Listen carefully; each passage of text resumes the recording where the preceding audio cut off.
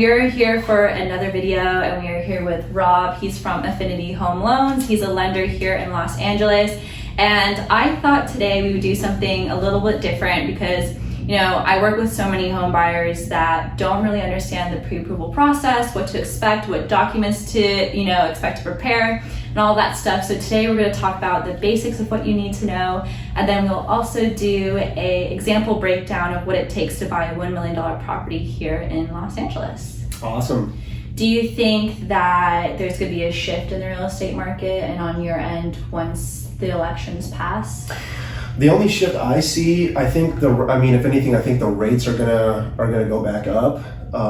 Okay, so for everyone to know, what are rates on average right now? Right now, on average, they actually gotten lower since the election, so they're probably between like 2.5 and 3% right now on purchases and refis. So typically pre-COVID, they were, in the mid to high threes, depending on your credit score. But now we're getting them lower on average below 3%. Yeah, and that's definitely true. I mean, a majority of all of my clients who are buying a single family home have all gone interest rates below 3%, which is really incredible.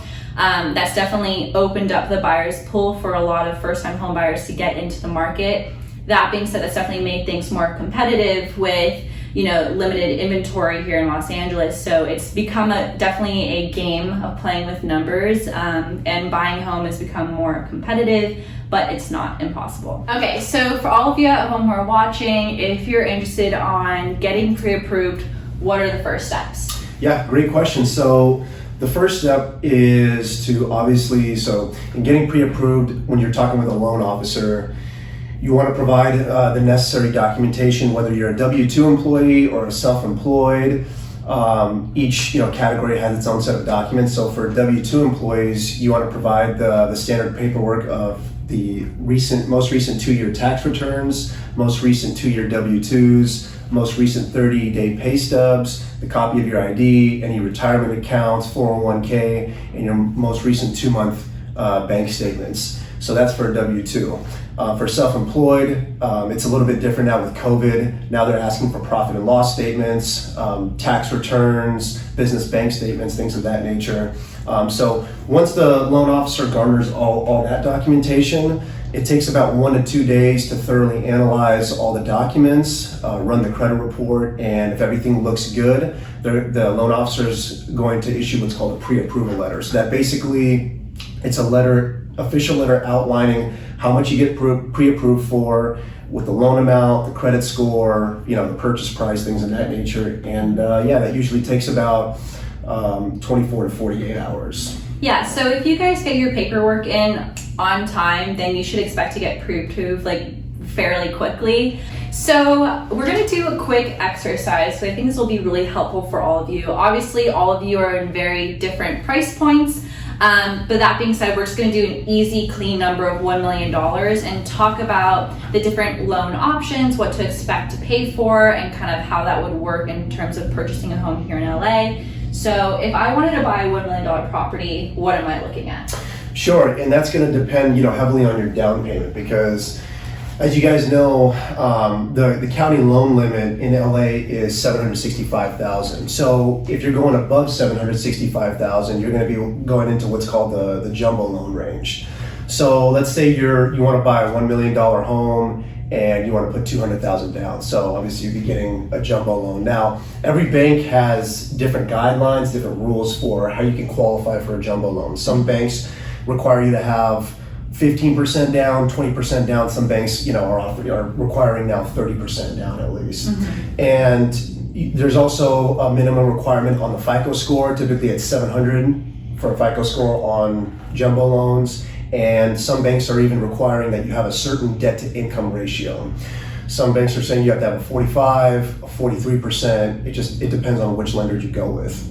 But in terms of, it just kind of depends on the down payment. And jumbo loans are a great option, but they're riskier for lenders. That's why they're harder to acquire. But Yeah, I would say, a lot of you guys come to me asking, is it 20% down? Can I do less? How does that work? And especially right now with COVID-19 in the real estate market, It is so extremely competitive right now that I do recommend that you do go in at a minimum 20% down. There are other loan options. If you're a first-time home buyer, you could get an FHA loan at 3.5% down. But yet again, you need to factor in mortgage insurance and all of those other things, so it does add up. But especially with limited inventory, and we're in a seller's market at the moment, if you're coming in at less than 20% down, your offer overall is just not going to be as strong compared to the others. Right, exactly, yeah. FHA loans, historically, we'll just touch on FHA and like VA loans. Historically, they've been, more tailored towards more challenged buyers that have lower FICO scores, obviously lower down payments. So you always want to shoot, like you said, for at least a 20% down. If you have a good FICO score, that's going to really make your pre-approval letter stronger. And I think another question too that everyone might be curious about. So there are a lot of things to factor in when it comes to purchasing a home in general, which we can talk about in a few seconds. But like closing costs, inspections, and appraisals, insurance, all that stuff, property tax. Are there other expenses on the lending side for people to be aware of in terms of closing on a property?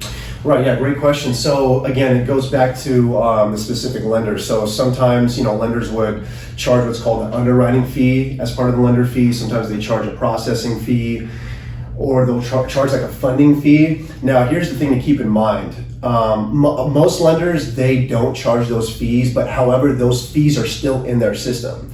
So what they do is they don't charge those fees up front on the closing, but what they'll do is they'll roll those fees into the interest rate. So in exchange for not paying those fees, you would get a slightly higher interest rate. You could either pay those fees up front and get the lower interest rate, or not pay those fees and get the higher interest rate. How much are we talking about in terms of fees, do you think? Again, it depends on the lender, but I would say on average, usually about $1,500 on the lender fees. Okay.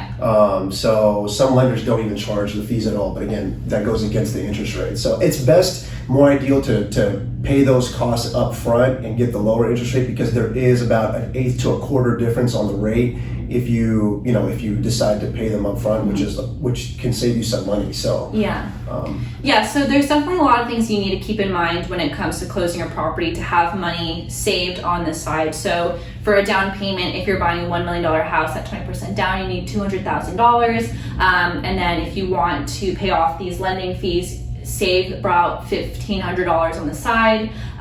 Closing costs, I've talked about that so many times, but closing costs are typically 1 to 1.25% of the purchase price. So to be safe, that would be another $12,500. And then you have property taxes, are typically 1.5% of the purchase price as well. And then you have your inspections and appraisals, which are usually not too expensive. I would say maybe around $600 on average for each, but it really depends on the location and the property size. Mortgage insurance.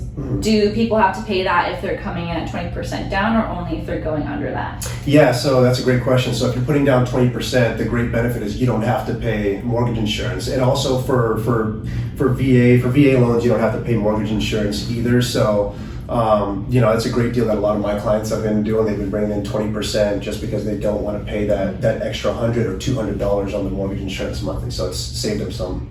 All right, guys, thanks so much for tuning in with this casual conversation about everything in terms of getting pre-approved and what to expect financially when buying a home. Thanks again to Robert for stopping by. I will list all of his contact information down below. If you guys have any questions about getting pre-approved or buying a home, you can give me a call and we can get everything set up in terms of moving forward. We hope that you guys have an amazing day, and we will talk to you next time.